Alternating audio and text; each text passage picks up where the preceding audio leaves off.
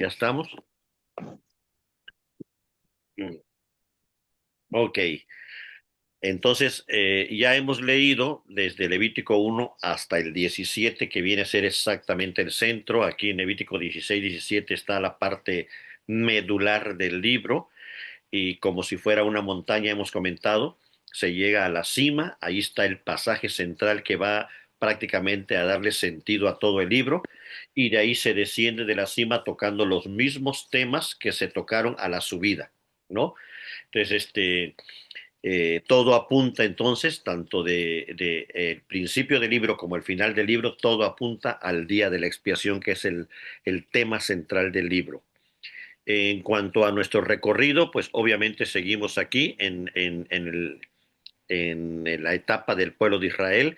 El pueblo sigue en Sinaí, de ahí no se ha movido, ya llevan un año ahí porque todo el tiempo de la construcción del tabernáculo y demás, ahí sucedió y Dios aún no les ha dado la instrucción para continuar el camino. Sigue revelándoles todas las reglas con las que van a vivir y es hasta que termina Levítico que la nube va a levantarse y van a continuar el camino.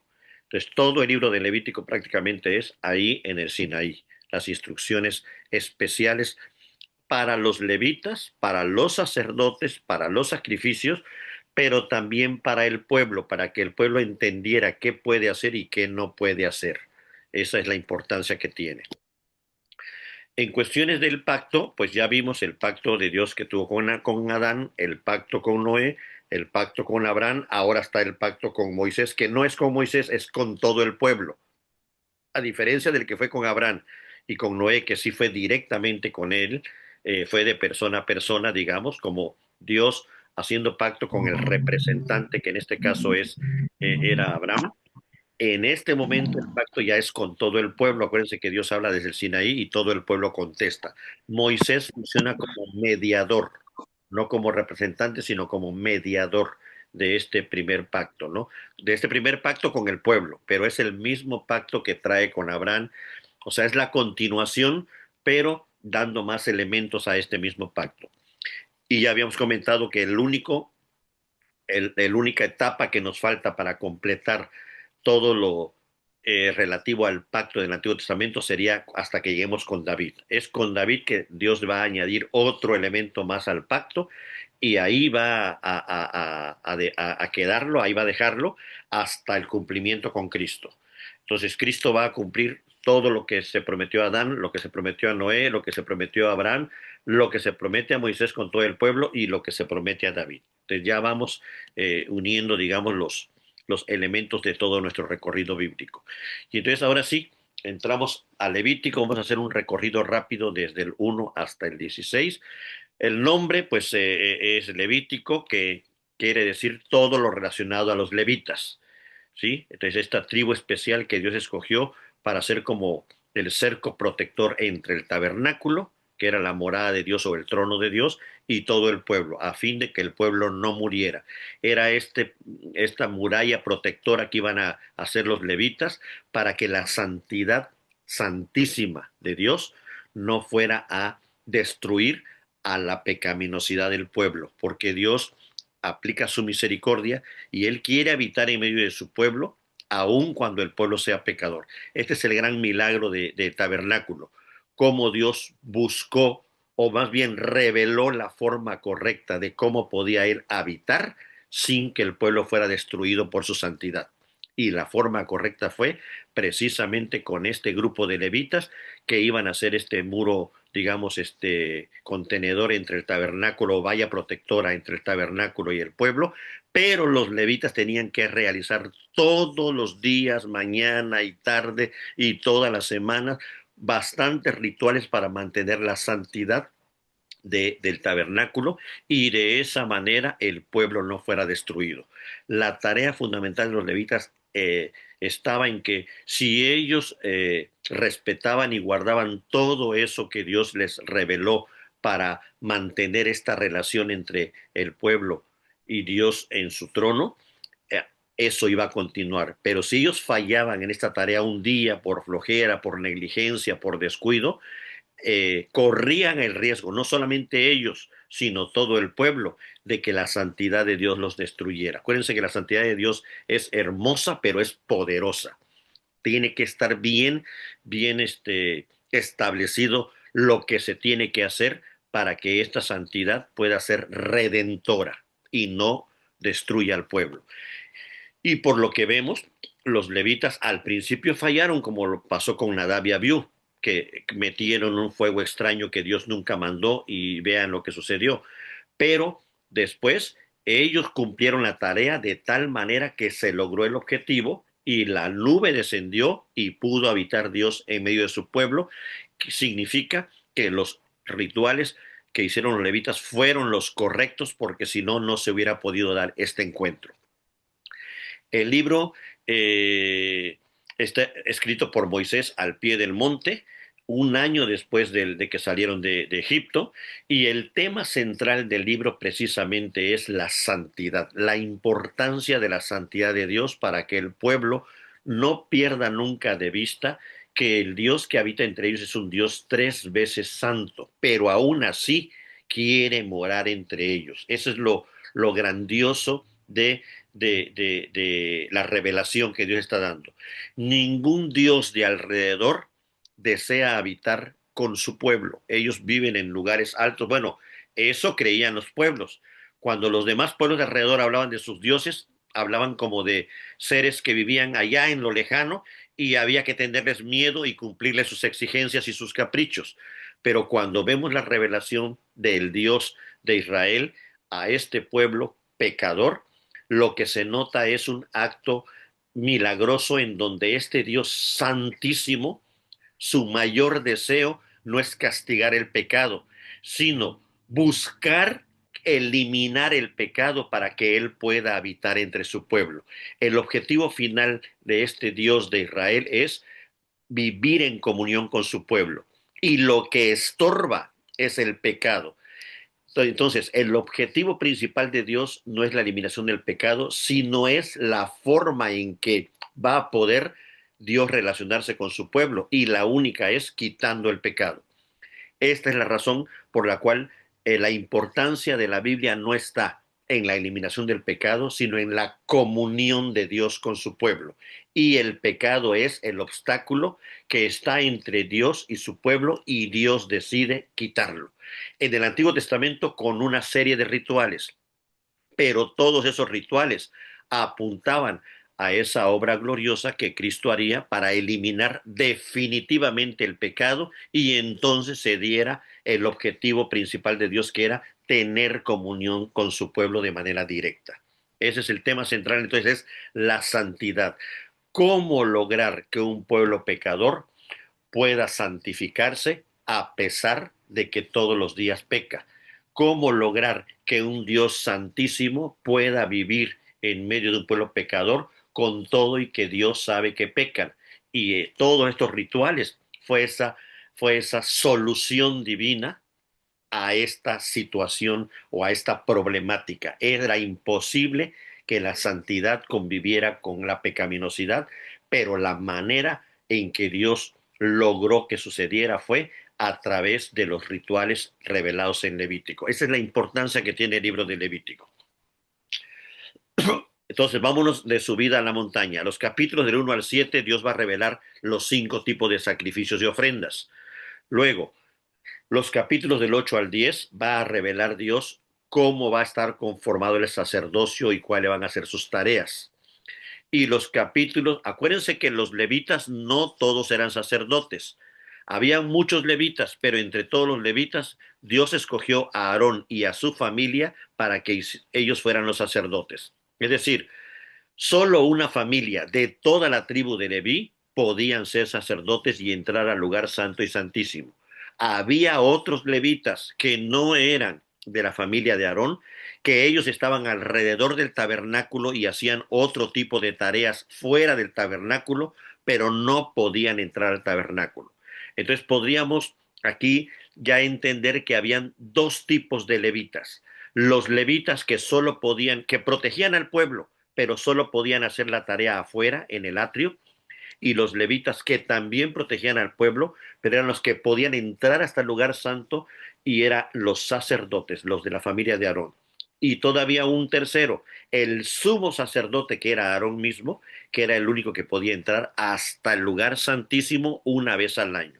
Entonces aquí ya vamos viendo cómo esta tarea de los levitas es importantísima para la parte de afuera, pero también para la parte de adentro, para mantener la santidad de Dios y su santidad no fuera profanada por nada impuro, por nada pecaminoso, por nada inmundo. Es por esto que los siguientes capítulos, del 11 al 15, se nos va a hablar de la pureza ritual. Recuerden que ser impuro no significaba ser pecador. Ser impuro era, decía yo el lunes pasado, como cuando un hijo llega a la casa todo sucio, lleno de lodo, no cometió ningún pecado, no cometió ningún delito, no desobedeció, solo llegó sucio y mamá le dice, primero límpiate para que puedas entrar. La impureza ritual era solo un impedimento para poder entrar al atrio o al santuario. Y si alguien había quedado impuro por alguna de las razones que se especifican ahí en el libro, tenía que hacer el ritual de purificación, pero no significaba que fuera pecador. Entonces aquí sí tenemos que definir muy bien y tener claro que ser impuro no era lo mismo que ser pecador. Entonces, todos estos rituales del capítulo 11 al 15 van a ser de purificación porque Dios no solamente no permite nada pecaminoso, de hecho, eso ni siquiera lo tolera, pero no permite Dios nada impuro porque si algo impuro entra al lugar santo, santísimo, ahí quedaba muerto, ahí quedaba fulminado. Fue lo que le pasó a Nadab y Abiú. Metieron algo impuro. ¿Qué es impuro?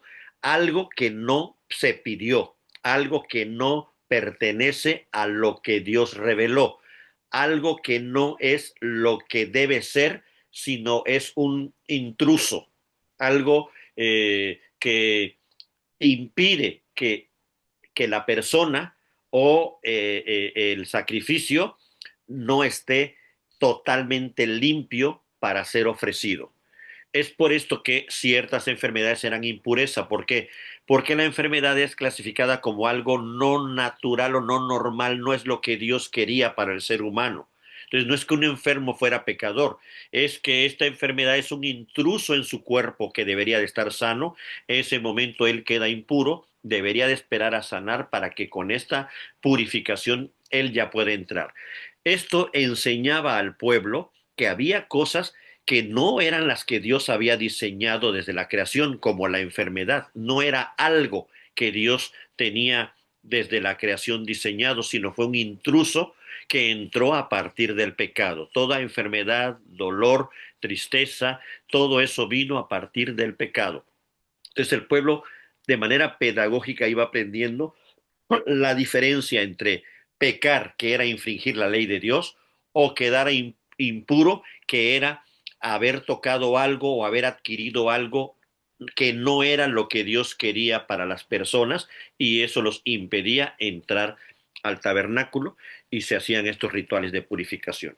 Y al final, en la cima del libro, está el Yom Kippur, que es el día de expiación, este día en que Aarón entraba hasta el lugar santísimo y con la sangre de un macho cabrío que la ponía sobre la tapa del arca de la alianza que estaba ahí, que representaba el trono de Dios, con esto se expiaban todos los pecados del pueblo y de los sacerdotes y de los levitas por un año.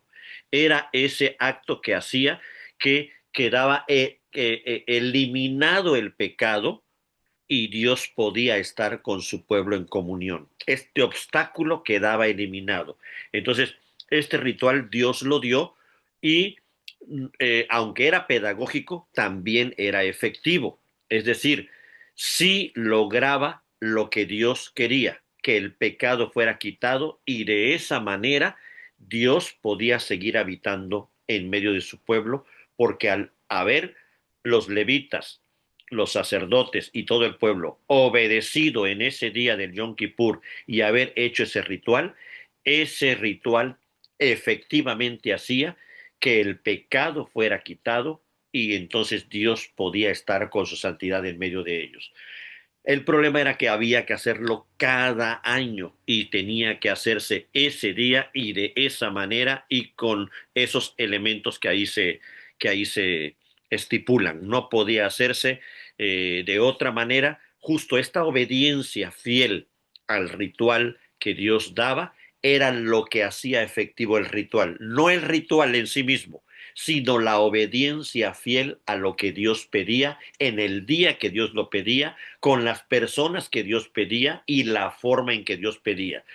En sí, lo que hacía efectivo el ritual era esta fe obediente, no el ritual en sí mismo.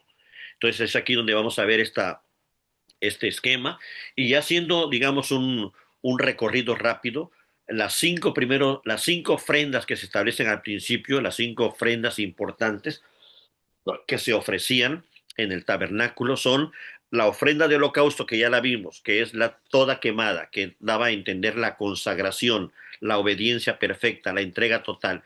Esta ofrenda era agradable ante Dios, es una ofrenda de olor fragante, dice. ¿Sí? Viene después la ofrenda de cereal, es la única ofrenda donde no hay ningún sacrificio, no hay sangre. Es una ofrenda de gratitud, es decir, esta ofrenda viene después de haber hecho la entrega total. Es la gratitud, es la dedicación del fruto, por eso como es fruto, es cereal. Y entonces tiene que ver con las buenas obras, con las acciones que la persona hace delante de Dios después de haber sido tomado por Dios de manera plena, después de su consagración, después de su holocausto. ¿Sí? Entonces, el holocausto hace referencia a esta entrega total, es con sangre, porque es toda la vida, la entrega de toda la vida, pero la gratitud es los frutos, todo aquello que surge o es consecuencia de la entrega total. Luego viene la ofrenda de paz, que esta también incluía muerte del animal, pero era para compartir con la familia y los sacerdotes y los levitas. Era una ofrenda de comunión, era una ofrenda en donde los beneficiarios de alguna manera venían a ser los ofrendantes. Era este momento final del proceso en donde Dios, después de pedir la entrega total, y pedir los frutos, lo que busca es la comunión de su pueblo. Vean que este mismo proceso es lo que estamos viendo que Dios hace en todo el recorrido de la historia de la redención.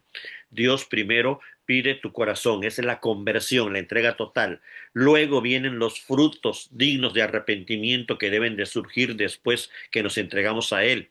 Pero el objetivo final es la comunión de los santos, la comunión de la iglesia, la comunión plena que tendremos con Él en el cielo, porque el objetivo máximo, pleno, total de Dios no es la salvación de almas, sino la comunión con un pueblo santo. Entonces, la salvación de almas es el medio, es el proceso para el objetivo final que es la comunión. Dios quiere habitar en medio de su pueblo. Las dos últimas ofrendas, la del pecado y la de la culpa, recordemos que esa no se menciona que sean gratas delante de Dios. Eso no significa que no sean gratas. Lo que quiere decir es que estas son, digamos, cubren un aspecto negativo del hombre, en cambio las otras tres son gratas y agradables de olor fragante porque cubren esta parte positiva donde el hombre ya fue rescatado. Las tres primeras hablan de lo que Dios desea para el hombre. Las dos últimas hablan del obstáculo que hay que solventar antes de llegar a estas tres. Y estas son, hay que eliminar el pecado y hay que eliminar la culpabilidad del pecado. Y es por esto que están estas ofrendas. No se menciona que sean de olor fragante porque es como el ritual que hay que hacer para eliminar el obstáculo, pero una vez eliminado el obstáculo, y entras a la de holocausto, que es la de consagración, y entras a la de cereales, y entras a la de paz, eso ya es agradable ante Dios. Precisamente cuando el Nuevo Testamento nos dice que presentemos nuestros cuerpos en sacrificio vivo, se está refiriendo a estos sacrificios que nosotros, así como Cristo, Él como sumo sacerdote presentó a sí mismo su cuerpo como si fuera el corderito, nos pide el Nuevo Testamento también a nosotros, que nosotros también como sacerdotes, ahora como sacerdotes, no somos sacerdotes, como sacerdotes también nos entreguemos a nosotros mismos en sacrificio vivo, santo, y termina diciendo agradable a Dios. Es decir, nos están pidiendo holocausto, esta ofrenda agradable a Dios de entrega total. Y cuando sucede eso, vienen las otras dos como consecuencia, la de los cereales, que es el fruto, las buenas obras, y la de paz, que es la comunión con los hermanos. Entonces, aquí ya más o menos vemos este esquema de las 5 ofrendas, ya nos dan a entender la obra redentora de Cristo y el propósito final.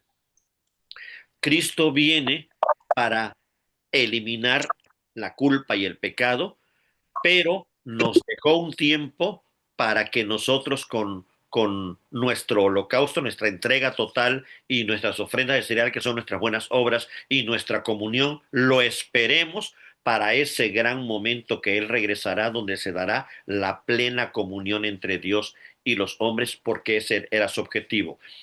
El plan que vemos en la Biblia de creación, redención y consumación está muy claro para que veamos que la redención es la parte de la mitad. El objetivo final de Dios no es salvar almas, es tener comunión con un pueblo santo. Pero para lograr eso que va a ser en la segunda venida de Cristo, era necesario la redención en Cristo porque era la única manera de eliminar el pecado. Entonces aquí ya tenemos el plan general de Dios. Dios nos creó para habitar plenamente con Él, pero se introdujo el pecado como obstáculo. Entonces Cristo viene para redimirnos del pecado y llevarnos a la plenitud con Dios. Entonces, estas son las 3 etapas grandes y maravillosas que vemos en la Biblia del plan de Dios. Entonces, el plan de Dios, vuelvo a repetir, hace como 2, 3 lunes hablábamos de cuál es el plan de salvación y muchas veces nos quedamos cortitos pensando que el plan de Dios es salvar almas, pero ese es apenas el principio. Dios quiere quitar el pecado, sí. La redención de Cristo vino a eliminar el pecado y la culpa, pero el objetivo final no es ese, es la comunión con Dios, el reino de Dios, entrar al reino y vivir en comunión plena con Él, las bodas del Cordero. Cristo dijo, voy a preparar morada porque yo quiero que ustedes estén donde yo voy a estar. Todo esto cobra más sentido cuando vemos estos 3 pasos de la redención. Entonces Dios nos creó para estar en comunión con Él y la redención es la eliminación del obstáculo para lograr este plan final de Dios de vivir en comunión con nosotros. Es exactamente lo que vemos aquí en Levítico. Es la eliminación del obstáculo, son estos rituales y los levitas van a hacer esta tarea, pero el objetivo de Dios es que esos obstáculos se mantengan eliminados haciendo todos los rituales para que Dios pueda seguir ahí con su nube habitando en medio de su pueblo. Ese es realmente el deseo profundo de Dios, es comunión con su pueblo santo. Pues bueno, ya vimos un poquito de cada una de las ofrendas. Aquí hice la de cereal, la ofrenda de paz, ¿por qué la necesidad de sangre? Aquí es donde empezamos a entrar ya a este tema. La contaminación del pecado, ¿por qué era necesaria la sangre? Porque Dios reveló, esto no fue algo que se lo inventaron los judíos, ni los israelitas, ni los sacerdotes, ni los levitas. Dios reveló en el Sinaí que la sangre es lo único que puede purificar y redimir y quitar el pecado. Fue una revelación de Dios para que Dios pueda seguir habitando ahí. Entonces, la sangre iba a tener un uso especial en todos los rituales. Iba a ser este elemento con el cual Dios iba a expiar, a quitar, a limpiar el pecado para poder seguir habitando en medio de su pueblo. Entonces, ¿por qué la sangre? comentábamos, no sé si el lunes pasado o hace 2 lunes. Por el pecado, el ser humano merece morir. Entonces, la muerte del ser humano es lo único que podría cubrir la justicia de la ley, porque la ley exige que el alma que peque debe morir. Dios, para solucionar esta problemática, mantiene la justicia de la ley donde con sangre se debe redimir el pecado, pero Él, por amor a su pueblo, le da a cada hombre y a cada familia y a todo el pueblo la opción de colocar su mano en un animalito inocente que iba a representarlo a él mismo, un cordero, y al colocar su mano prácticamente hacía lo que se puede decir hoy una transferencia. Ese animalito iba a llevar su culpa y a llevar su pecado, y en la muerte, es decir, en el derramamiento de sangre de este animalito, estaba incluida la muerte o el derramamiento de sangre del que ofrendaba. Es decir, a diferencia de los sacrificios de los pueblos de alrededor, que era para saciar la ira y el coraje de sus dioses, en este caso el pueblo de Israel, el derramamiento de sangre era que el ofrendante veía con compasión cómo un animalito era sustituto de lo que él merecía, y tenía que hacerlo él con su mano puesta en su cabeza. Es decir, el ofrendante sabía que no era para saciar la ira de Dios, sino era porque era el único remedio para que él mismo no muriera.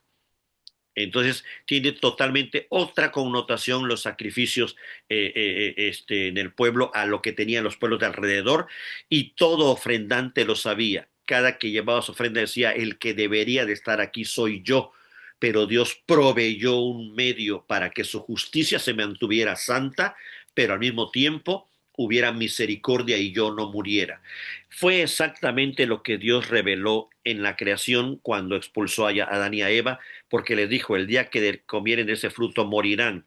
Y murieron, no, pero fueron expulsados. Sin embargo, Dios les proveyó de una nueva vestimenta, y para eso tuvo que haber muerte de un animal, porque ellos se habían cubierto con hojas de higuera, y no era con vegetal, era con animal. Ahí ya daba a entender que era necesario el sacrificio o el derramamiento de sangre para cubrir el pecado. Y es por esto que el hombre no murió. Es la misma razón que aquí sucede. Es Dios no quiere la muerte del hombre a quien ama tanto, pero le provee una solución con un sustituto, un cordero sustituto, para que de esa manera él no muera y su pecado sea quitado y pueda haber comunión. Obviamente esto, cuando nosotros leemos el Nuevo Testamento y vemos que el cumplimiento, que el Cordero perfecto fue su propio Hijo, no cabe menos que emocionarnos y hasta conmocionarnos, cómo Dios le proveyó al pueblo esta solución, pero Él, cuando les dio al pueblo esta solución, ya había eh, planeado la forma perfecta de la redención, y era con el Cordero sustituto representado por su Hijo, su propio Hijo Jesucristo. Entonces, cada que el ser humano pone su mano, que es la fe, en Cristo, pone sobre él su propia culpa y su propio pecado, y él lleva nuestro pecado, el que nosotros merecíamos. De esa manera Dios quita el pecado de nosotros y ya puede haber comunión entre Dios y nosotros. Esa es la razón por la cual la Biblia dice que tenemos ya acceso hasta el lugar santísimo. Ya podemos entrar hasta allá porque ha sido quitado de manera definitiva por el Cordero sustituto que es Cristo todo el pecado que estaba sobre nosotros, y la ley nos declaraba culpables. Bueno, esa sentencia ha sido quitada gracias a la obra de Cristo como Cordero sustituto, pero también por lo que Dios reveló aquí en Levítico de que esa era la forma en que el pecado tenía que ser expiado. Entonces, la única manera era la expiación sustitutiva. El animalito moría en lugar del pecador. Entonces, esto es lo que, a eso es lo que le llamamos nosotros expiación. Cabe aclarar que aquí en los siguientes capítulos Dios va a enfatizar sobre los sacerdotes y los va a poner como intermediarios o mediadores entre Dios y los hombres, también apuntando a la gran obra de mediación de Cristo. Aquí una mediación, pues digamos, humana, imperfecta, pero efectiva para ese momento. Si ellos hacían bien su trabajo, el pueblo quedaba protegido. ¿Y cómo es que Aarón, porque aquí es de toda la tribu de Leví, solo se escoge a la familia de Aarón y a sus hijos, cómo se da este proceso? Vean que fueron tres momentos. Primero fueron lavados, luego fueron vestidos y luego fueron ungidos. Tres momentos claves. ¿Cómo se interpreta esto? El lavamiento es cuando nacemos de nuevo, la regeneración. Vestidos es cuando Cristo nos pone su justicia, nos cubre con su justicia para que ya no se nos vea como culpables, sino como justificados. Pero también somos ungidos por el Espíritu justamente en el momento que creemos, y de esta manera, en ese momento que creemos, nosotros somos eh, ordenados como sacerdotes de Dios en este mundo, porque también fuimos lavados en su sangre, vestidos con su justicia y ungidos por su espíritu. Vean la importancia que tiene el que aquí en Levítico solamente eran los sacerdotes y la familia de Aarón, pero en el Nuevo Testamento es todo creyente. A eso se le conoce hoy como el sacerdocio universal de los creyentes.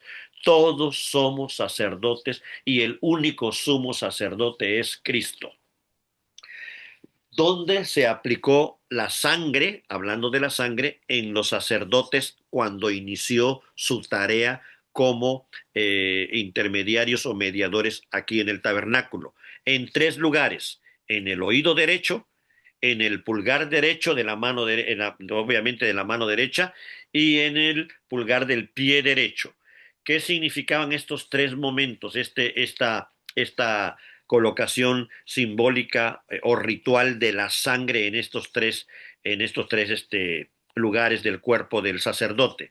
El oído derecho, porque la sangre en su oído derecho consagraba, la sangre no solo quita el pecado, sino santifica, consagra, lo dedica para Dios, consagraba en el sacerdote que todo lo que oía tenía que obedecerlo.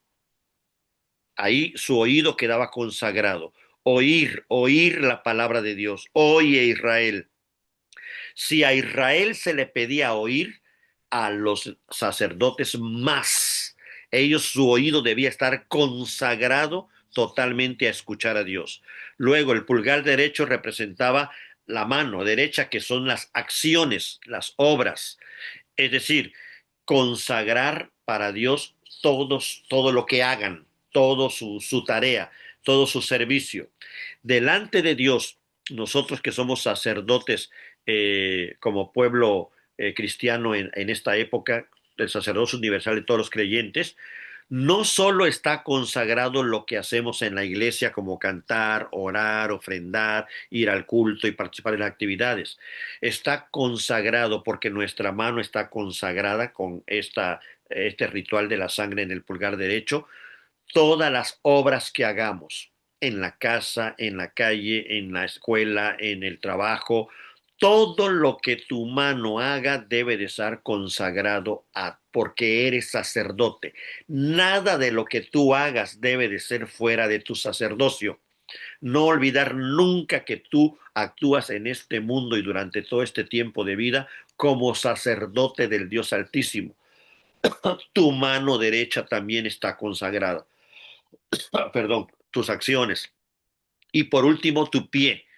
Consagrar el pie significaba su caminar, todo a donde iba, toda la forma en que se conducía, todo, si la mano habla de las acciones, Los pies hablan de la conducta, del conducirte, del hacia dónde voy, qué lugares frecuento, en sí, cómo me conduzco en la vida. Y vuelvo a repetir, no solamente tiene que ver lo que hacemos en la iglesia. El sacerdote, después de Cristo, es sacerdote desde que creyó en Cristo hasta que Cristo regresa en todas las áreas de su existencia, durante las 24 horas del día, durante los 7 días de la semana, y tiene que ofrecer sacrificios mañana, tarde y noche, porque Él es sacerdote del Dios Altísimo, y el sumo sacerdote Jesucristo está a la derecha del Padre, precisamente haciendo este enlace entre el Padre y su pueblo, esta comunión. Y por si fuera poco, el Espíritu Santo está aquí con nosotros, justamente dando esta unión perfecta que es ya inseparable, indivisible, entre lo que el sumo sacerdote hace en el cielo. Inmediatamente los sacerdotes en la tierra lo imitan y lo replican. Justamente por eso somos seguidores de Jesús o discípulos de Jesús, y conforme estamos viendo ahorita, sacerdotes justamente del Dios Altísimo. Entonces, todo esto significa, vean que leer Levítico no es solamente leer lo que allá sucedió para esa gente, tiene mucho que ver con lo que Cristo hizo y con lo que nosotros como sacerdotes ahora, como sacerdocio universal de los creyentes, debemos hacer. Luego viene el juicio, cuando presentaron este fuego extraño, justamente porque metieron algo que Dios no pidió. Ellos emocionados quisieron hacer algo de su propia idea, de su propia opinión, como dice luego Proverbios, y aunque parecía algo muy noble y muy bueno y pudiera haber sido aplaudido por todos los demás porque hicieron algo extra, perdieron de vista que la santidad de Dios es ni le añadas ni le quites nada a lo que Dios dijo. Tal y como Dios lo dijo es lo que lo hace santo. Más de eso ya no es santo. Menos de eso ya no es santo. Queda impuro. Más de eso es impureza, menos de eso es contaminación. Ya no está puro. Si tú a algo puro le añades algo o le quitas algo, ya no está puro. Y eso lo aprendieron de una manera drástica, digamos, Aarón y sus otros hijos, cuando vieron ahí a Nadab y Abiú caer por un momento emocionalista donde ellos quisieron de su propia idea presentar algo delante de Dios que Dios jamás había pedido, ni en el momento, ni en el día, ni el lugar, ni el incienso. Dios ya había estipulado a qué horas, cuándo, quiénes, cómo y demás. Y aquí ya vemos este principio clave en la adoración. ¿Qué significa? Dios es el que determina cómo quiere ser adorado. Dios es el que determina cómo quiere ser glorificado. No es lo que yo quiera darle, no es lo que a mí se me ocurra, es lo que Él me pida.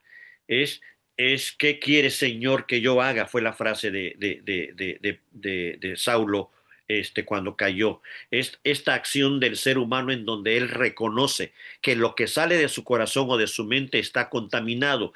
Entonces espera mejor y escucha, tiene su oído consagrado para escuchar bien qué pide Dios, y entonces su mano actúa y su pie actúa. Esta es justamente la importancia que tiene el ser sacerdotes. Tu oído debe de estar consagrado para escuchar lo que Dios pide y no lo que tú quieres dar, ¿no? Es lo que Él pide. Y cuando entendamos lo que Él pide, darlo con amor. La frase de Jesús es: si me amáis, guardad mis mandamientos. Y cuando se fue, dijo: vayan y hagan discípulos a todas las naciones y enseñándoles que guarden todas estas cosas que yo os he mandado. Vean la importancia que tiene este acto de guardar lo que Él manda, cuidar, pero también tiene que ver con obedecer exactamente lo que Él pide, porque eso lo santifica. Cuando le añadimos o quitamos algo de lo que Él pidió, profanamos o contaminamos el santuario y ya no somos dignos sacerdotes. Eh, Obviamente vienen todas las leyes de pureza. Aquí es donde entran los alimentos puros o impuros. No es alimentos pecaminosos o no pecaminosos, no, puros o impuros. Alguien que se iba a dedicar a la entrada del atrio o que iba a trabajar en el lugar santo y santísimo, debía de mantenerse limpio. Y es por eso que Dios le da esta lista de alimentos. No sabemos con exactitud cuál fue el criterio. Al parecer, los criterios son animales que comían pasto y domésticos, no salvajes, no agresivos, no carroñeros. O sea, sí hay toda una serie de criterios que Dios usa para que el pueblo vaya aprendiendo que su alimentación debe de ser pura, pero obviamente esto aplicaba para este momento del ritual. Recordemos que después que Cristo viene y cumple todo este ritual de lo puro, porque Él fue un hombre totalmente puro, y lo que da a entender es estos alimentos puros hablaban de que todo lo que entra al hombre debes de purificarlo, ¿sí? Es esta idea de lo que oye, lo que ve, todo lo que entra a su interior, todo de lo que se alimenta debe de ser puro.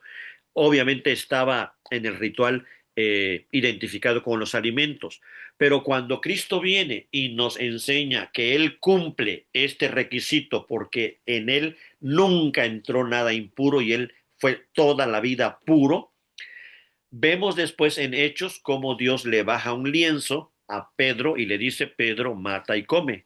Y Pedro dice, Señor, de mi boca nunca ha entrado nada impuro. Vuelvo a recordar, enfatizar, está hablando de pureza e impureza, así que no estamos hablando de pecaminosidad. Nunca ha entrado nada impuro. Y Dios le contesta, ¿por qué llamas impuro a lo que Dios ya limpió? Es decir, en la venida de Cristo sucedió algo con el cosmos, algo con toda la creación, y eso tenía que entenderlo Pedro. Había sucedido un cambio radical en el universo con la venida de Cristo. Y es por esto que a Pedro, después de esta enseñanza, Dios lo envía con los gentiles, porque recuerdan que Pedro como judío no podía acercarse a los gentiles, porque también había reglas en el Antiguo Testamento que si tocabas a un gentil quedabas impuro. De esta manera es que Dios le dice, ya no le llames impuro a lo que Dios ya limpió. Eso era antes, pero ya está limpiado. Entonces que Pedro va a ver a Cornelio y ya sabemos lo que sucede.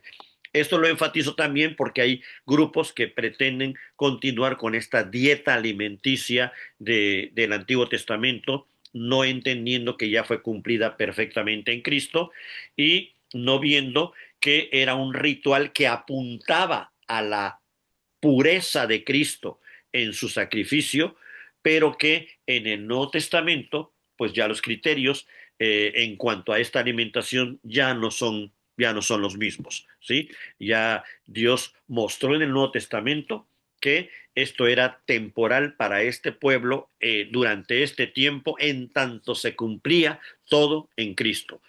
Todos los rituales que estamos estudiando, que estamos revisando, que Dios va revelando, apuntaban a Cristo. Así que cuando Cristo vino, quedaron no eliminados, cumplidos. Entonces, si ya están cumplidos, ya no se requieren seguir cumpliendo, ya están completados. Tiene que ver también con la lepra, los flujos de sangre. Es por esto que en el Nuevo Testamento, todo este asunto de la impureza, un hombre leproso era impuro, una mujer con flujo era impura. Todo esto de la impureza tiene que ver algo anormal que no es del ser humano, no es lo que Dios quiere para el ser humano. No lo convierte en pecador, vuelvo a insistir, es impuro. No está como Dios quiere que esté, tiene que ser limpiado de eso, tiene que ser limpio de la lepra o del flujo. Pero cualquier persona de los levitas que tocara a un leproso, el leproso contaminaba al levita. Cualquier levita o sacerdote que tocara a una mujer con flujo, la mujer con flujo contaminaba al levita y todo quedaba contaminado. ¿Cómo comprobamos que esto en Jesús quedó cumplido? Porque Cristo vino y tocó al leproso y él no quedó impuro, sino al contrario, el leproso fue limpio. El efecto ahora es de Cristo hacia afuera. Ya lo pecaminoso es santificado por Cristo y entonces cuando Cristo toca al leproso es sanado y cuando la mujer con flujo toca a Cristo es sanada. Algo salió de mí, dice Cristo. Entonces vean cómo el Nuevo Testamento nos va a empezar a revelar que en Cristo se empiezan a invertir estos esquemas. Lo que antes contaminaba lo santo, ahora el Hijo de Dios Santo santifica lo que estaba pecaminoso o impuro. Aquí es donde vamos a empezar a ver esta inversión. El cumplimiento de Cristo hace que todo lo que antes era contaminaba a lo santo, ahora en Cristo, lo santo puede acercarse a lo impuro y santificarlo. Y esa es la obra gloriosa que Dios mostró en Cristo. Lo santo vino, pero Cristo al venir a este mundo no se contaminó. Al contrario, su santidad hecha hombre, justamente para que no fuera esta santidad poderosa que matara, hecha hombre, hecha humilde, era una santidad que podíamos tolerar, esta santidad de Cristo, al tocar lo que estuviera a su alrededor, lo santificaba. Era necesario que Él se hiciera hombre para que como hombre pudiera llevarnos hacia Él. Si Él venía en toda su gloria como Dios, no íbamos a poder resistir su santidad, pero el gran plan glorioso y eterno de Dios era lo Cristo se hizo hombre y habitó entre nosotros como hombre, llegó como niño, vivió todas las situaciones temporales y frágiles de un hombre, pero sin pecado, sin contaminarse nunca, y al contrario, su santidad fue tan evidente que todo lo que él tocaba lo santificaba. Y no solo con tocarlo, con que lo dijera, su voz, su palabra santificaba todo.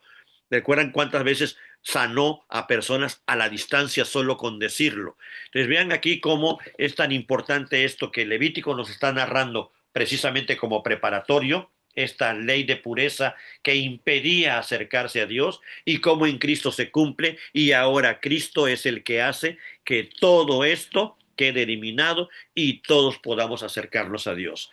Esto es Cristo no se contamina nunca, al contrario, Él transmite su pureza a lo que toca. Ese es la gran, el gran milagro de la redención. Él al tocarnos, nosotros acercarnos a Él, quedamos limpios y ya no somos eh, tenidos como pecadores. El gran momento del libro llega y es este momento del gran día de la expiación en el capítulo 16, conocido como el Yom Kippur. ¿Y qué sucedía? Habían dos animalitos, dos machos cabríos, uno era sacrificado y la sangre de ese animalito era la que se llevaba Aarón hasta el lugar santísimo solo ese día y solo en el propiciatorio, solo en la tapa del arca. Era tan importante este momento que Aarón lo tenía que hacer con mucho cuidado, con mucha solemnidad, para que no cayera también el muerto. Él ya había visto lo que pasó con sus hijos. Este día entonces también por la sangre se llevaba al lugar santísimo, se rociaba sobre el propiciatorio y entonces de esa manera quedaba cubierta la justicia que Dios pedía en su ley y era quitado el pecado, era expiado. Y el otro momento era que el sumo sacerdote confesaba sus pecados de todo el pueblo sobre el otro animalito vivo, sobre el otro macho cabrío, y lo enviaban al desierto. Esto es para remover el pecado lejos del pueblo. El desierto viene a significar el caos, viene a significar donde no hay vida, viene a significar la no creación, viene a significar lo que hoy conocemos como el infierno, todo aquello donde no está Dios. Eso es Entonces, este segundo animalito no era matado, era mandado, pero con todos los pecados. Vean la importancia de este segundo ritual, porque el mismo Aarón tenía que confesar también sus pecados, incluyendo los de todo el pueblo. El mismo Aarón estaba incluido en esa confesión y este animalito se llevaba todos los pecados, no solo del pueblo, sino de los levitas, sacerdotes y del mismo Aarón y de Moisés, de todos. Él cubría esa tarea. Entonces, vean, son dos momentos: la sangre derramada en el propiciatorio y eh, que hacía que Dios en su santidad no destruyera al pueblo y podía seguir habitando, y el animalito sobre el cual se cargaban todos los pecados y era enviado al desierto. Cristo cumplió ambas tareas. Es lo que nos va a explicar Hebreos, que a qué lugar santísimo entró Cristo. Él no entró al lugar santísimo allá en Jerusalén porque ni siquiera era sacerdote de la línea de Leví y jamás entró al templo. A lo más que llegó fue al atrio. Nunca llegó, nunca entró al lugar santo ni al lugar santísimo en su época, solo en el atrio. Todo lo que sabemos que Jesús llegó al templo es en el atrio, donde podía llegar cualquier varón judío y ahí fue donde todos los sucesos que conocemos. Pero Hebreos nos va a explicar que él entró al lugar santísimo del cielo, recordándonos que este tabernáculo o este templo que estaba en Jerusalén era apenas una sombra de lo que estaba en el cielo, tal y como Dios le reveló a Moisés en el Sinaí. Moisés vio ese tabernáculo en el cielo y de ahí tomó la copia para formar el tabernáculo en el desierto que construyeron. De ese tabernáculo en el desierto se construyó el templo en Jerusalén, ese fue el modelo. Entonces aquí nos está regresando toda la historia en Hebreos para decirnos: Cristo al que entró fue al original, al que fue el prototipo, al que Moisés vio en el cielo, y ahí entró con su sangre. Con eso el pecado es quitado, la justicia de Dios es satisfecha, lo que la ley nos exigía, la muerte del pecador, Cristo la cubrió por nosotros y de esta manera fue propiciado nuestro pecado. Pero el hecho de que Jesús fue crucificado fuera de la ciudad, ahí en el Gólgota, fuera, representó este otro macho cabrío que era enviado fuera de las murallas, fuera del templo. Vean cómo de doble manera Jesús cumplió. Él no solamente satisfizo la justicia de Dios, sino también llevó nuestros pecados sobre él y los llevó fuera del pueblo. Ya no tienen nada que ver. La Biblia habla de que Dios los echa a lo profundo del mar. El mar también es símbolo como de caos, como de la no creación. Acuérdense que el Espíritu de Dios estaba sobre las aguas antes de la creación, como dando a entender esta forma caótica antes de que hubiera creación. Entonces, tanto el mar como el desierto representan esta idea, y la Biblia dice que Dios echa nuestros pecados al mar y no vuelve a saber de ellos. O en este símbolo que vemos en Levítico, al desierto y no vuelve a saber de ellos. Esa es la confianza que tiene el creyente cuando pone su mano en Cristo. Este Cordero sustituto llevó sobre él todos nuestros pecados, los llevó lejos de nosotros y de Dios, y Dios no se vuelve a acordar de ellos. Esa es la gran enseñanza que nos deja este libro de Levíticos, que en Hebreos 9 y 10, ahí se nos va a aclarar que Cristo es el sumo sacerdote.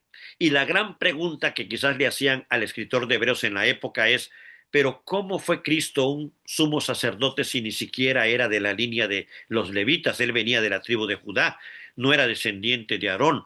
Los descendientes de Aarón, ¿saben ustedes quiénes eran? Los saduceos. Sadoc era descendiente directo de Aarón, y de Sadoc vinieron los saduceos. Los que estaban en ese momento en el templo, Anás, Caifás, eran descendientes directos de Aarón, y ellos estaban totalmente desconociendo el cumplimiento de todos los rituales que hacían todos los días y todo el día, todo el año. Nunca entendieron el cumplimiento. Entonces, ¿qué explica Hebreos? Que Cristo es sacerdote, pero no del orden de Leví, sino del orden de Melquisedec. y nos hace recordar que antes de la tribu de Leví, antes incluso cuando Abraham todavía venía en camino, que se encontró con Melquisedec y le entregó los diezmos de todo. Melquisedec era sacerdote y rey. Así que lo que da a entender Hebreos es que Jesús pertenece a otra línea de sacerdocio, una línea perfecta, santa, como Melquisedec, que no tiene ni principio ni fin, dice, es una línea sacerdotal divina, que incluso el mismo Abraham, que es anterior a Moisés y anterior a la tribu de Leví, el mismo Abraham le entregó los diezmos de todo, reconociendo a Abraham que Melquisedec era superior. Entonces, Hebreos va a hacer esta comparación en donde Cristo es de otra línea sacerdotal, pero sí es sacerdote, y que este sacerdocio es perfecto, que este sacerdocio es eterno, y que este sacerdocio entra al lugar santísimo del cielo, no de aquí de la tierra, y que solo lo hizo una sola vez y para siempre, y no con sangre de machos cabríos, dice Hebreo, sino con su propia sangre entró Jesús, y con su propia sangre cubrió los pecados de todos los que pusimos nuestra mano sobre él. Y él sufrió, dice Hebreos, fuera del campamento, Hebreos 13:12, así como el chivito que era llevado fuera, llevando la maldición. Toda esta explicación de los dos chivos, del que entra, de el que matan y su sangre la llevan al propiciatorio, y del que no matan pero lo mandan al desierto, toda esa explicación está ahí en Hebreos. Hebreos es el que va a dar eh, eh, la aplicación real de lo que era Levítico, y para que y por eso le escribió a los hebreos, para que los mismos hebreos entendieran de que todo eso no quedó abolido, quedó cumplido. Y si quedó cumplido, ya no es necesario seguir haciéndolo. Es decir, a partir de la muerte de Cristo, ya todo lo que se hacía en el templo por los saduceos ya no tenía ningún sentido, ya no valía nada. Ya a lo que apuntaba había sido cumplido, pero ellos no lo vieron. ¿Quiénes lo vieron? Los demás del pueblo. Otros del pueblo sí lograron detectar. María, Marta, Magdalena, los discípulos, el ladrón en la cruz. O sea, hubo otros que no eran especialistas, no eran levitas, no eran sacerdotes, que sí vieron el cumplimiento en Cristo. Y los que eran expertos no lo vieron. Ellos siguieron un tiempo más con sus sacrificios hasta el año 70, pero eso ya no tenía ninguna validez delante de Dios, porque ya había sucedido este acto cósmico de la consumación de todos estos rituales del Antiguo Testamento. Entonces, ¿qué es lo que nos explica Levítico? Porque la vida de la carne en la sangre está. Yo os la he dado para hacer expiación. Aquí Dios es el que está revelando esto. ¿Para qué Dios dio la sangre? Para expiación sobre el altar por vuestras almas. Y la misma sangre hará expiación de la persona. Esto no se lo inventaron ellos. Dios mismo reveló que era la manera de hacer expiación y no había otra. Y era expiación por la persona que ofrecía ese sacrificio. Entonces, es la misma persona quien tenía que estar convencida de que esa sangre de ese cordero derramado era él mismo muriendo, pero que en su misericordia Dios proveyó un sustituto para que él no muriera. Es lo mismo que vimos cuando Abraham iba a sacrificar a su hijo Isaac, y le dice Dios: no, detente, no extiendas tu mano sobre el muchacho. Y voltea a Abraham y ve un cordero ahí entre enredado, y es cuando Abraham entiende que hay un sustituto. Para que el muchacho no muera, hay un sustituto. Y entonces Abraham usa esta famosa frase, que Dios proveerá, que significa Dios siempre proveerá este sustituto para que el pecado nuestro sea redimido. ¿Cómo se dio este cumplimiento? Precisamente en Cristo. En ese momento Abraham iba a sacrificar a su hijo, pero el hecho de que un hombre sacrificara a su hijo hombre no iba a tener mucha validez a nivel cósmica. En el evento del Nuevo Testamento, el Padre, el Dios Padre, está sacrificando al Dios Hijo, pero ese evento sí tenía repercusiones cósmicas. El Padre Abraham y su hijo Isaac no iba a tener este efecto, solo mostraron hacia dónde apuntaba y que el Cordero sustituto era quien iba realmente a hacer el sacrificio perfecto. Cuando viene el cumplimiento y Juan el Bautista anuncia, he aquí el Cordero de Dios que quita el pecado del mundo, es cuando se empiezan a entender que ese Cordero del cual se hablaba, el Cordero sustituto que Dios proveería, era su propio Hijo.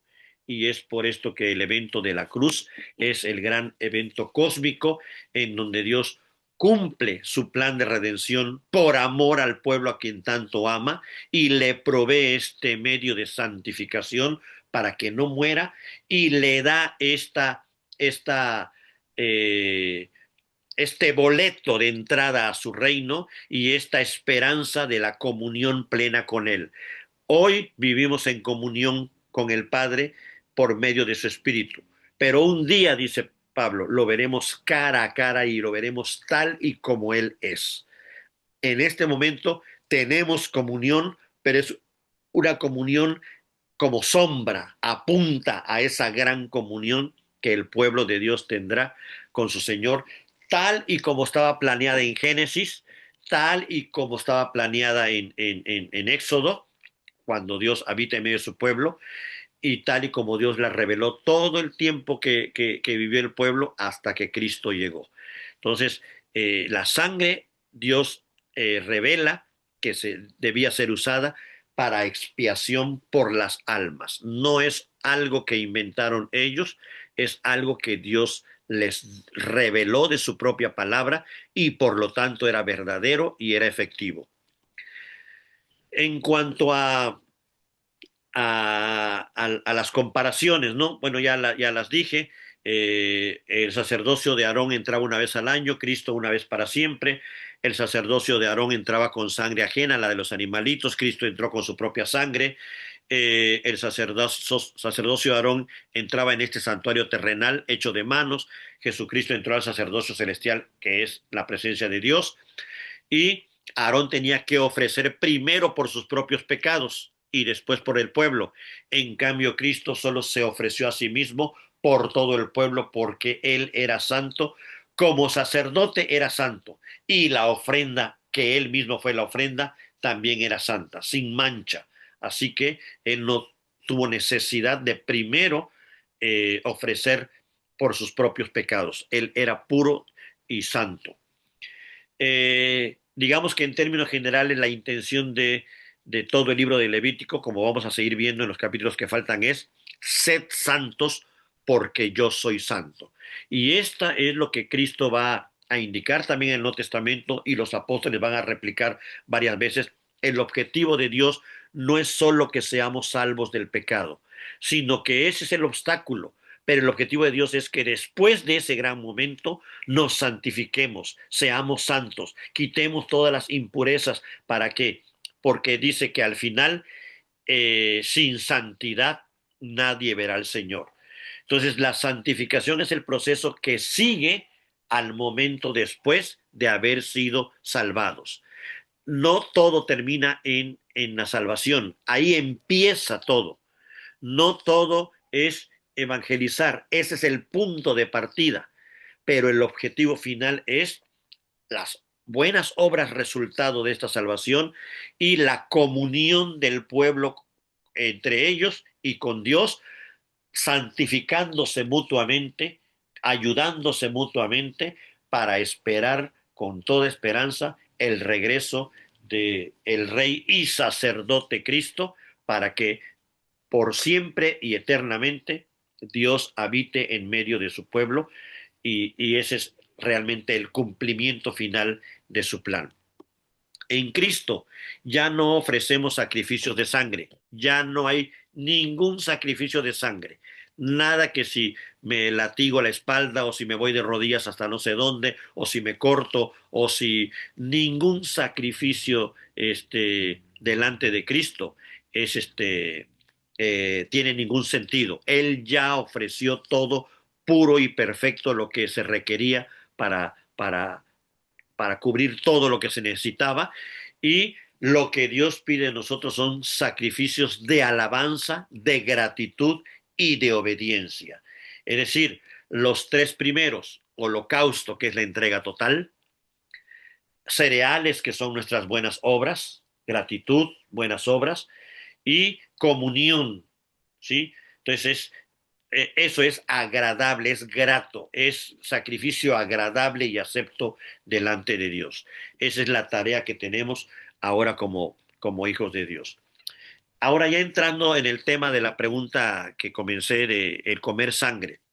Los pasajes que hablan y prohíben este asunto de comer sangre, dice en Génesis, cuando sale Noé del arca: todo lo que se mueve y vive os será para mantenimiento, así como las legumbres y plantas verdes os lo he dado todo. Aquí es cuando Dios le autoriza a Noé que podían comer de animales. Recuerden que en el jardín del Edén solo comían frutos de árboles, pero después la violencia creció sobre la tierra, vino todo lo que pasó en el diluvio. Saliendo del diluvio, Dios le da otra indicación a Noé y le dice que pueden comer de todo lo que se mueve y vive, además de las legumbres y plantas verdes.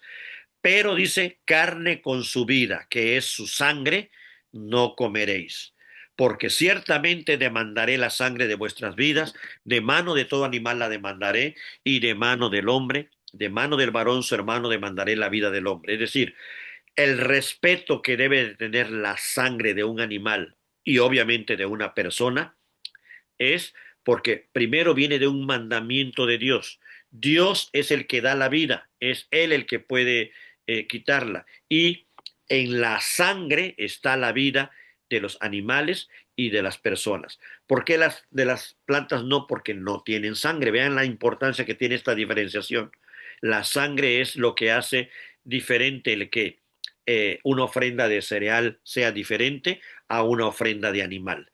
Y el animal en ese sentido es más cercano a nosotros precisamente porque él también tiene sangre como nosotros. Él también se mueve. Él también tiene estas características, aunque no iguales, pero sí puede servir como sustituto. Entonces, aquí está la primera indicación del respeto que de haber por la sangre. Pero luego ya en Levítico, justamente en lo que leímos esta semana, Levítico 17, dice: cualquier varón de la casa de Israel o de los extranjeros que moran entre ellos comiere alguna sangre, yo pondré mi rostro contra la persona que comiere sangre y la cortaré de entre su pueblo. Porque la vida de la carne en la sangre está, y yo os la he dado para hacer expiación sobre el altar por vuestras almas, y la misma sangre hará expiación de la persona. Vean que aquí la indicación que Dios da es por lo que significaba la sangre en este momento, la expiación. En este momento era importante no comer la sangre del animal porque Dios quería que ellos aprendieran que esa sangre era utilizada para expiación, para que ellos distinguieran lo santo de lo común, lo que servía para cosas santas y lo que no. Entonces, aquí tiene una razón ceremonial, por eso está dada esta ley dentro de las leyes ceremoniales o dentro de los rituales. No está dada en los 10 mandamientos, que es la ley moral, está dada dentro de los rituales, así que es una ley para mantener la santidad del tabernáculo y del pueblo. Es una ley ritual. Eh, ninguna persona de vosotros comerá sangre, ni el extranjero que mora entre vosotros. Vean que aquí se le prohíbe hasta el extranjero, pero no a todos los extranjeros, al que mora entre vosotros. ¿Por qué? Porque lo que se debe de cuidar es la santidad de esa morada, de tabernáculo y de todo el pueblo que habita junto al tabernáculo. Entonces, no se está diciendo de ningún extranjero puede comer carne, no es una prohibición general como la de los 10 mandamientos de no matarás. Es una prohibición ritual para el pueblo porque Dios habita en medio de ellos. Entonces, y vuelve a decir: porque la vida de toda carne es su sangre, por tanto he dicho a los hijos de Israel, no comeréis la sangre de ninguna carne, porque la vida de toda carne es su sangre. Cualquiera que la comiere será cortado. ¿Cortado de dónde? Del pueblo. No puede pertenecer a ese pueblo. Y cualquier persona, así de los naturales como de los extranjeros, que comiere animal mortecino o despedazado por fiera, lavará sus vestidos y asimismo se lavará con agua y será inmundo. Aquí vemos otra vez el tema este de inmundo. Si tú tocas algo muerto o algo despedazado por fiera, quedas inmundo. Es decir, no te acerques a los rituales del tabernáculo, del lugar, del atrio, del lugar santo, santísimo, hasta que te limpies de esa impureza porque tocaste algo que no es de Dios, que la muerte, algo que no es de Dios, porque Dios es vida. Dios siempre va hacia la vida y lo que es muerte es contra Dios. Entonces, aquí el pueblo tenía que aprender a diferenciar lo que viene de Dios contra lo que no venía de Dios, sino que había entrado por el pecado. Todo esto tiene una intención no solamente redentora, sino pedagógica. El pueblo tenía que entender la importancia que tenía eh, el entender quién es Dios, el dador de vida, versus el pecado que había entrado y había generado la muerte, y eso no era de Dios. Luego, en Deuteronomio se vuelve a mencionar el tema. Acuérdense que Deuteronomio es cuando ya avanzó el pueblo y están antes de entrar a la tierra prometida. Se les vuelve a decir, con todo, les dice Moisés, podrás matar y comer carne en todas tus poblaciones conforme a tu deseo, según la bendición que Jehová tu Dios te haya dado. El inmundo y el limpio la podrá comer como la de gacela o de ciervo. Solamente que sangre no comeréis, sobre la tierra la derramaréis como agua.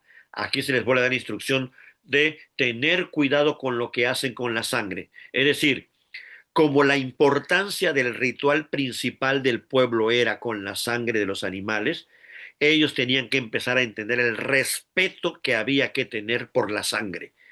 Y la opción que Dios les da es derrámenla como agua en el suelo, pero no la coman. ¿Sí? Esa es la instrucción que se da. Una vez más, estamos hablando de Moisés la da en medio de las reglas rituales, no de las reglas morales. Entonces tenemos que diferenciar tres tipos de leyes en el Antiguo Testamento. Leyes morales contenidas en los 10 mandamientos, leyes rituales que servían para todos los sacrificios y para los sacerdotes y para todo lo que se hacía en el templo, y leyes civiles que servían para que el pueblo de Israel de esa época aprendiera a vivir conforme a la ley de Dios, pero aplicado en su contexto.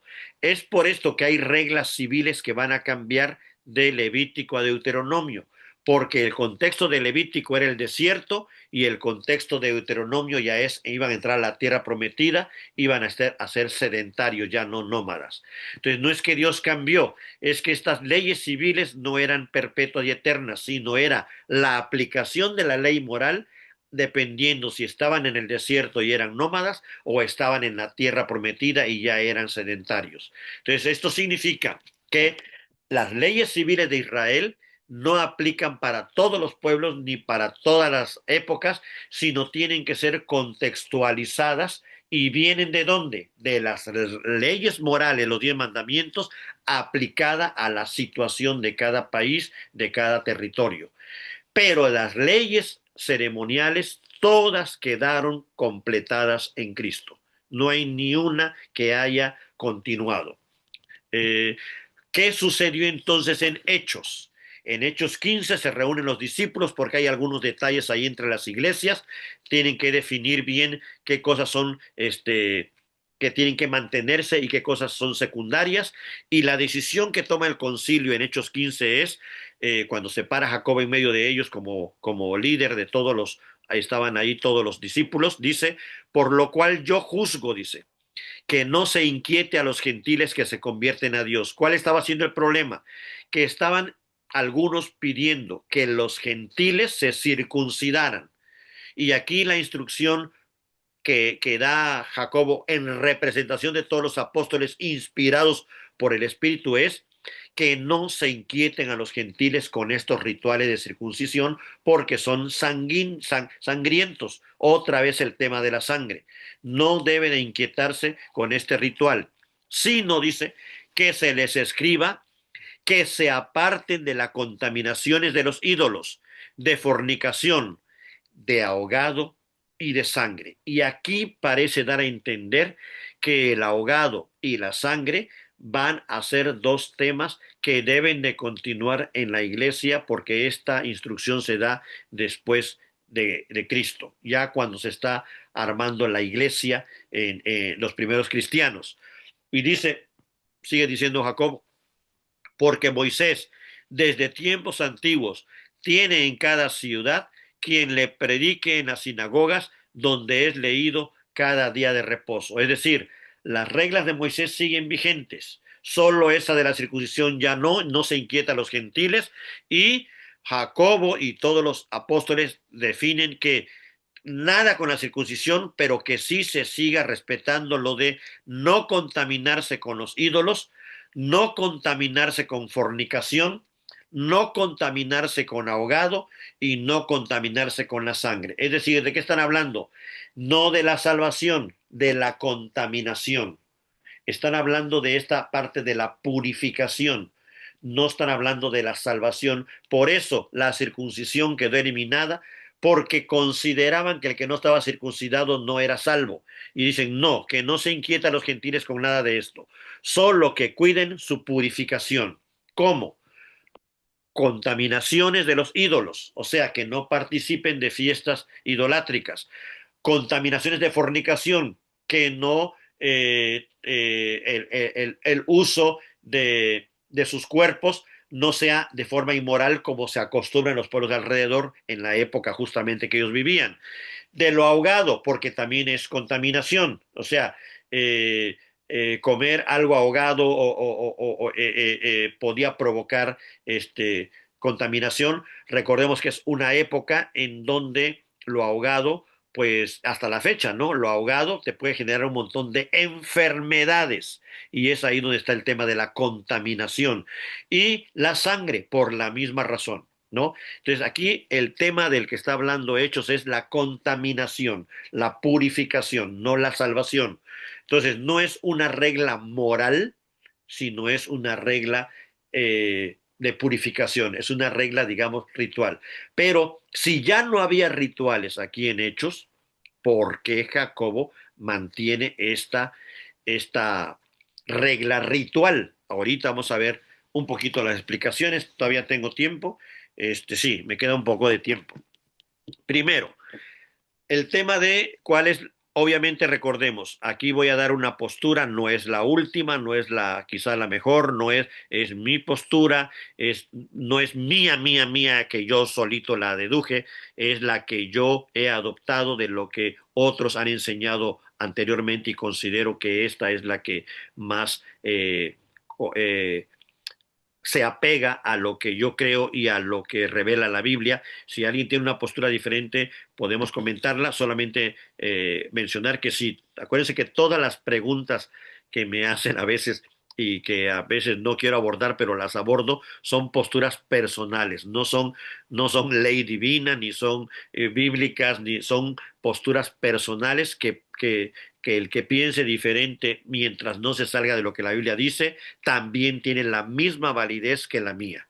En ese territorio voy a dar, como me lo preguntaron, voy a dar mi postura de alguna manera personal, pero aclarando que no es que yo la deduje solito, es de lo que yo he visto, leído, analizado, considero que es la que más se apega a lo que yo puedo defender o creer o incluso comentar con otros cuando me lo pregunten. Primero, lo que ya hablamos. En hermenéutica se distinguen tres cosas importantes en todo el Antiguo Testamento, tres tipos de leyes. Ley moral, que esa es permanente porque esa está basada en el carácter de Dios, eso ya lo dijimos. Los 10 mandamientos no es algo que Dios quiere que hagamos, es lo que Dios es. Él así es y Él quiere que así seamos. Es decir, Los 10 mandamientos revelan el carácter de Dios y eso es eterno. No hay manera de que después cambie algún mandamiento o se modifique o se altere. Eso parte de la esencia misma de Dios y Dios quiere que seamos como Él es. Entonces, eso no hay duda. Y si revisan el Nuevo Testamento, los 10 mandamientos siguen vigentes, incluso más profundos, como Jesús lo mencionó en las bienaventuranzas y en el Sermón del Monte, porque dijo, oíste que fue dicho, no matarás, pero cualquiera que se enoje.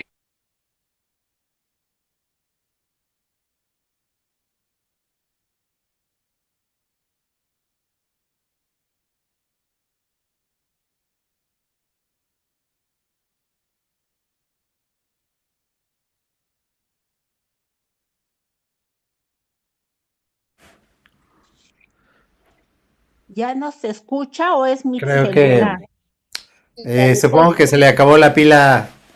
Este, hay que esperar un poquito.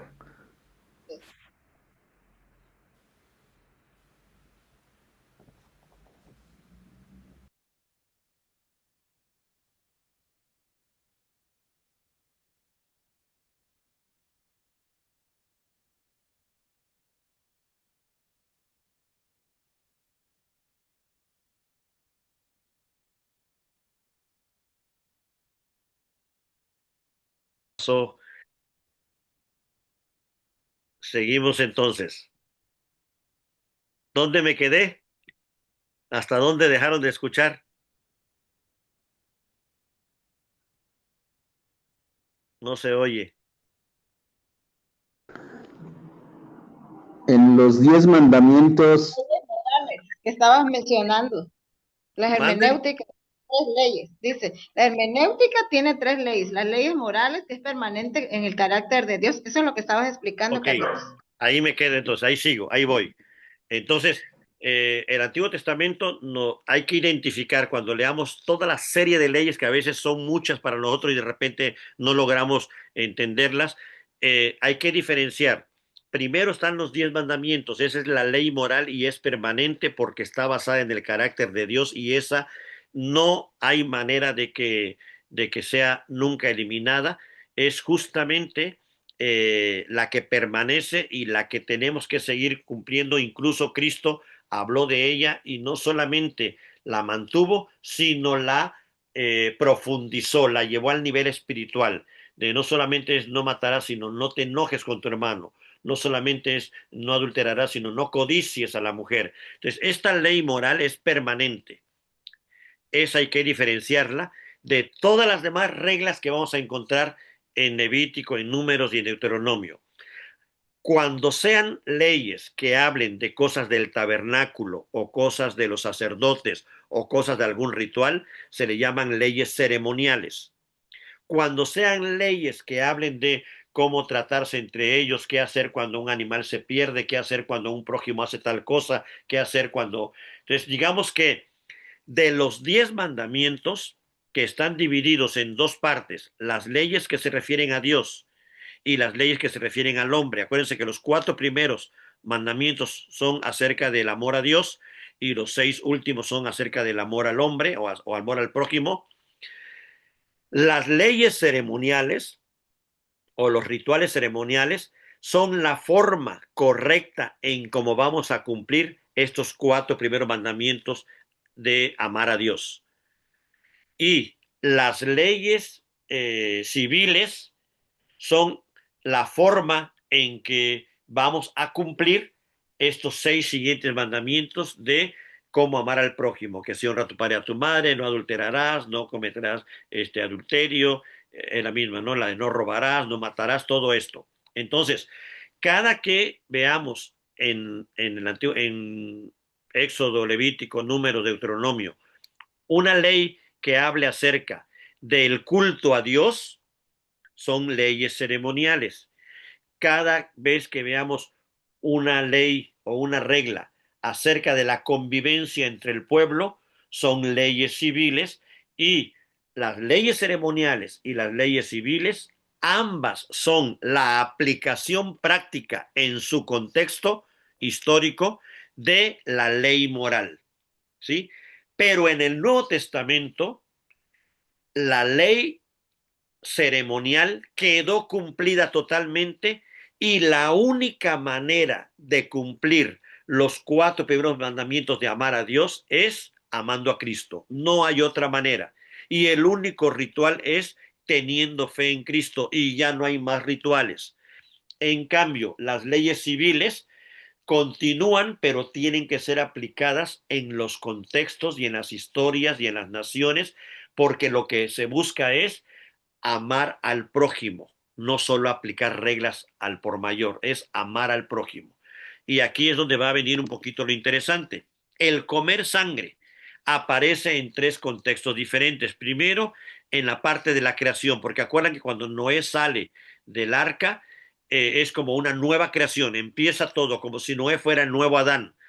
En ese momento la prohibición es universal de no comer carne, de no comer sangre, ¿sí? Luego viene esta parte ceremonial, cuando se prohíbe comer sangre, pero está ligado a la parte de los rituales que se hacen para poder mantener la santidad del tabernáculo. Pero en el Nuevo Testamento no tiene categoría ni ceremonial ni civil. Tiene una categoría que se conoce como eclesial, es decir, por el bien de la iglesia. Hoy le diríamos pastoral. Es lo que hoy diríamos es para que podamos vivir en paz. ¿Cuál era el problema en el libro de Hechos? La convivencia entre gentiles y judíos. Y era importante no solamente ser salvos, sino la comunión que tenía que haber entre ellos. ¿Y cuál era el máximo momento de comunión? Cuando participaban juntos de la Santa Cena, pero el día de la Santa Cena no es como el que hacemos nosotros hoy, que un pedacito de pan y un poquito de vino. Ellos hacían lo que se conocía la fiesta del ágape, que era que los que tenían más llevaban viandas para que los que casi no tenían o no comían bien en la semana, un día a la semana disfrutaran de las bendiciones del pueblo de Dios y podían participar todos de esta comunión adelantada de Dios con su pueblo.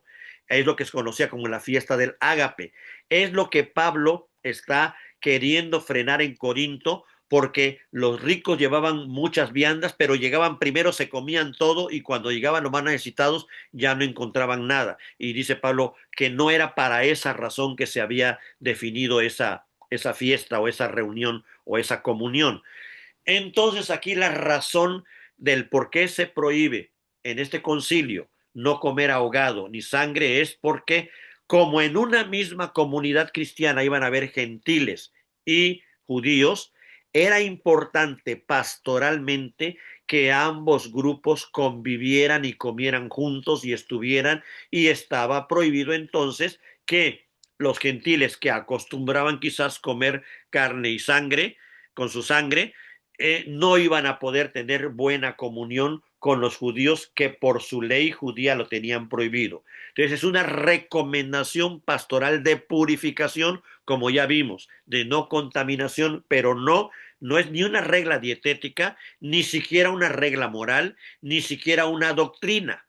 Es una regla, digamos, de convivencia entre creyentes, que podía modificarse o no dependiendo de la circunstancia, dependiendo de la nación y dependiendo del tiempo. Por tanto, ¿cómo debemos de analizar esto? Cada cosa que nosotros hemos visto de las 3 tipos de leyes, todas se cumplen en Cristo. Cristo cumple la ley moral de Dios porque fue el ser humano perfecto y el perfecto ser humano. Cristo cumple la ley ceremonial perfectamente porque en él todos los sacrificios y fiestas del Antiguo Testamento apuntaban a él. Fiestas, sacrificios, rituales, sacerdocio, ofrendas, todo eso que era la ley ceremonial, Cristo lo cumplió ese día que él murió en la cruz y en su resurrección. Y en el sentido de ley civil, Cristo también cumple con este requisito de pureza total, sin contaminación.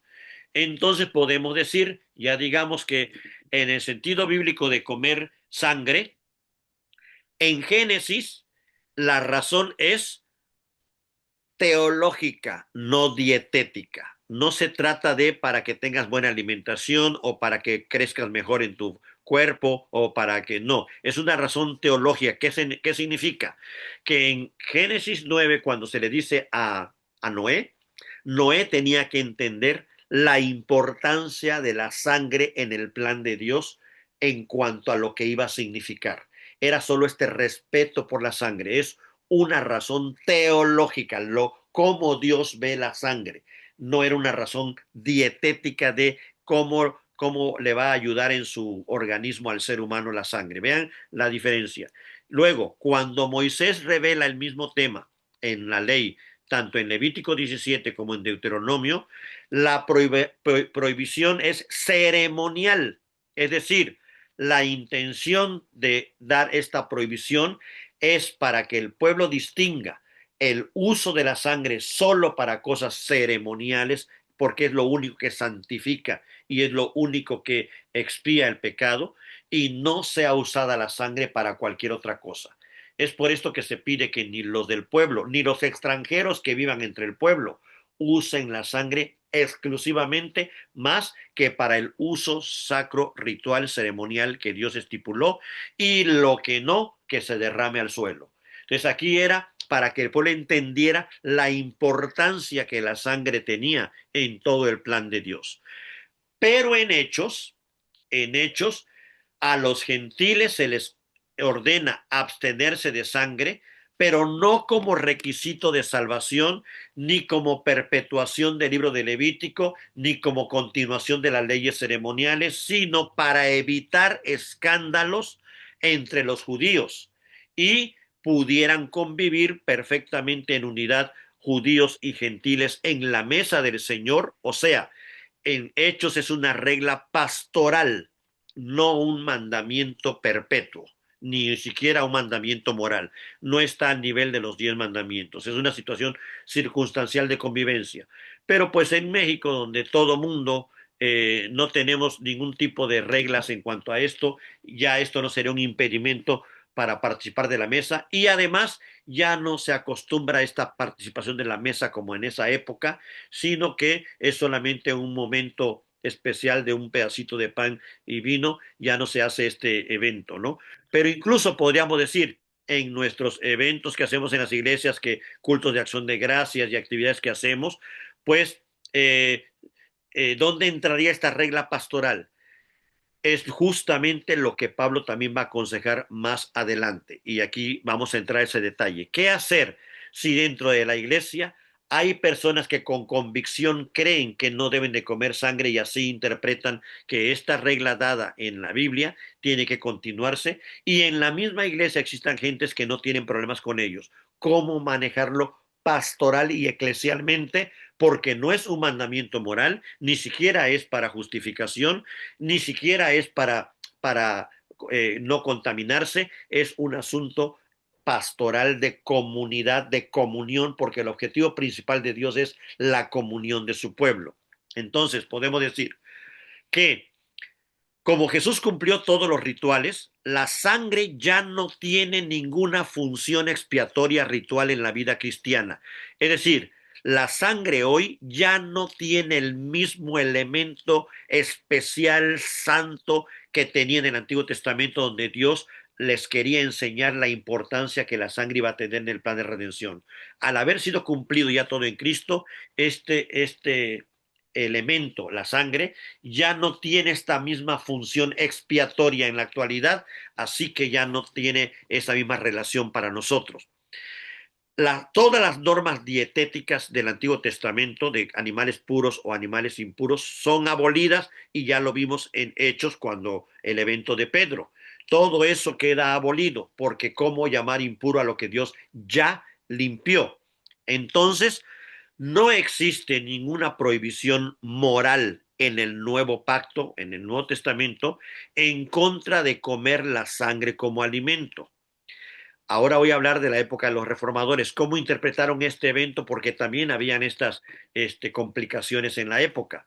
Ellos afirmaron que Hechos 15 fue temporal y contextual para cuidar la comunión entre judíos y gentiles. Es decir, no fue dada esta instrucción de Jacobo con fines doctrinales, sino pastorales. No es una doctrina, sino es una manera pastoral de vivir para que todos vivamos en comunión. Cuando unos sí comen sangre y otros no, pues mejor unificar, porque debe prevalecer la comunión por encima de nuestros gustos alimenticios. Esa es prácticamente la idea.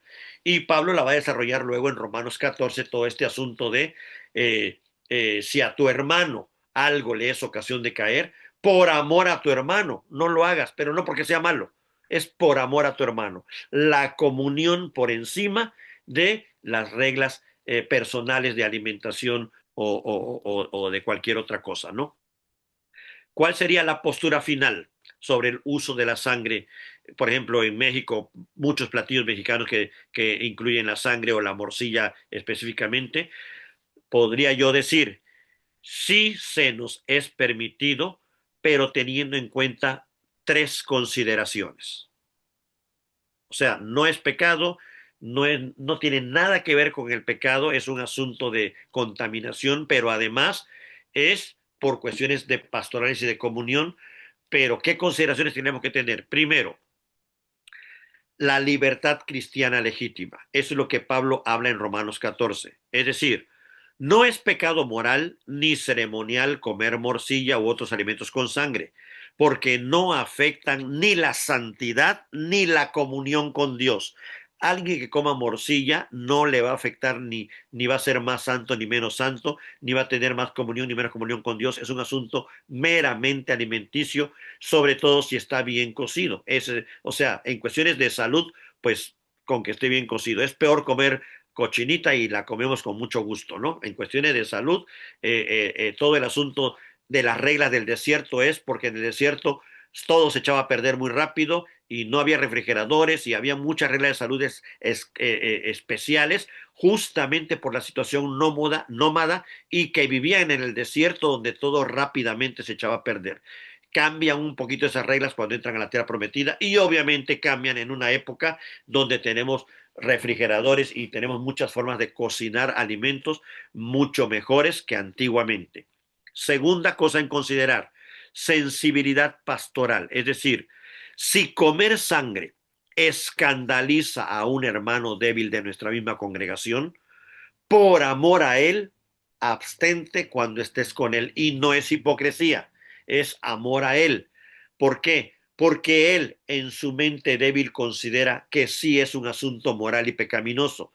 En tanto alguien le explique o él aprenda o él entienda, o sea, mientras él lo crea, por amor a él, abstente.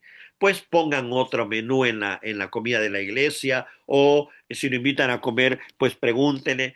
Esto es tener sensibilidad pastoral contra el que sí cree que es pecado. Pero estamos reafirmando, no es pecado moral, ni da más santidad ni menos santidad, ni contamina, ni nada de eso. Eso ya fue cumplido en Cristo. Solamente es por amor al hermano. Y tercer recomendación o tercer consideración, aun cuando ya no sea algo ritual ni expiatorio, sí tener en cuenta, el cristiano debe recordar la importancia de la sangre como vida y es bueno que lo tomemos con una actitud respetuosa, todo lo que se refiere a sangre, y no como algo trivial o frívolo, ¿sí? Es decir, como usar la sangre para cualquier cosa superficial, tonta, que muchos lo hacen, ¿no? No sé, por decir algo, me saco un poco de sangre para usarla para pintar algo y hacer una playera, cosas raras que podemos encontrar, o sea, tampoco se trata de frivolizar o trivializar algo que para Dios todo el Antiguo Testamento lo consideró sagrado y lo sigue considerado sagrado, pero ya no con la misma función que tenía porque Cristo cumplió esa función a la que apuntaba, que era la expiación. Entonces, no sé si queda clara esta idea. Primero, entender esta libertad cristiana que tenemos. Segundo, esta sensibilidad contra el hermano débil que sí cree que es pecaminoso. mientras le enseñamos a abstenernos, pero también con este respeto que debe tener la sangre y no usarla para cosas triviales y frívolas. Y en cuestiones ya de las transfusiones de sangre, pues obviamente en nuestra teología protestante debemos distinguir claramente esto que en la Biblia se habla de ingerir, o sea, el alimento, la sangre como alimento, es muy diferente a recibir sangre en un procedimiento médico. No tiene nada que ver. Aunque algunos grupos lo quieren poner como cosa, como igual, no tiene absolutamente nada que ver un alimento con un medicamento. No tiene nada que ver esto. Y la Biblia obviamente no prohíbe transfusiones. ¿Por qué? Porque no existía este procedimiento en la época bíblica, no era un alimento ni un rito pagano, no era... ¿Qué cosa es entonces la transfusión de sangre? Una transferencia terapéutica, es para sanar. Y aquí entra otro elemento más importante que el alimento, la vida humana. ¿Por qué? Porque en la ley moral, en los 10 mandamientos, sí está todo apuntado en el no matarás hacia sí a la vida. El no matarás es la prohibición, pero la prescripción es busca todo lo que esté de tu parte para que tu hermano viva. Es decir, este acto de salvar vidas o preservar vidas es un mandamiento moral, es el sexto mandamiento. Incluye el preservar la vida propia y también la ajena. Es decir, en la actualidad, una transfusión es un medio legítimo para salvar la vida de un prójimo siempre y cuando se cumplan los requisitos médicos que exige obviamente la ciencia. No es un asunto ni ceremonial, ni civil, ni mucho menos moral. Es un asunto, es como si alguien preguntara si es bueno tomarse un paracetamol o si es pecado o si es bueno, me explico, o sea, está en un terreno de la salud y el mandamiento moral es preservar la vida, que creo yo, y la línea protestante lo avala, que una transfusión es un medio legítimo para salvar la vida de un prójimo. Así que no hay nada, cuando yo hago una transfusión de sangre o me la hacen o a alguien se la hacen, no es un ritual, no es un sacrificio ceremonial, no es una adoración a ningún dios, es meramente un acto terapéutico, meramente un acto médico. No es un rito pagano, no es un alimento con los dioses, es decir, una transfusión no tiene nada que ver con lo que Dios prohibía, el tema de no comer la sangre, que era lo que sucedía en las naciones de alrededor de Israel, que lo hacían y se bañaban de sangre y hacían muchas cosas queriendo complacer a sus dioses. No tiene nada que ver con eso la transfusión, así que está fuera de esa línea. Como conclusión, podríamos decir que las transfusiones son moralmente buenas y bíblicamente permitidas. ¿Por qué? Porque avalan el sexto mandamiento, donde hay que no solo no matar, preservar la vida, y se engloba en este asunto del amor al prójimo. Justamente es una manera de amar al prójimo y preservar la vida. Comentario final. Comer sangre, morcilla o cualquier comida mexicana que incluya la sangre, sí se nos es permitido, pero bajo el criterio de la libertad cristiana. Es decir, se recomienda mucha prudencia a causa del hermano débil y que reconozcamos la importancia y lo sagrado de la sangre, pero sin ningún legalismo ni ningún ritualismo. Y número dos, las transfusiones de sangre sí no son moralmente permitidas, incluso en ocasiones obligadas por amor al prójimo. Y no violamos ningún mandamiento, sino cumplimos el deber moral estipulado en el sexto mandamiento de preservar la vida. Cristo cumplió toda la ley ceremonial. El comer sangre estaba dentro de la ley ceremonial, así que ya no tiene ni la misma función, ni el mismo significado en la actualidad. La iglesia vive hoy bajo la libertad del nuevo pacto, pero es una libertad en amor, respetando al hermano débil. Y por último, recordar que la prohibición de comer sangre en Hechos 15 fue temporal y pastoral, no universal ni perpetua y mucho menos doctrinal. Hasta aquí la charla de hoy.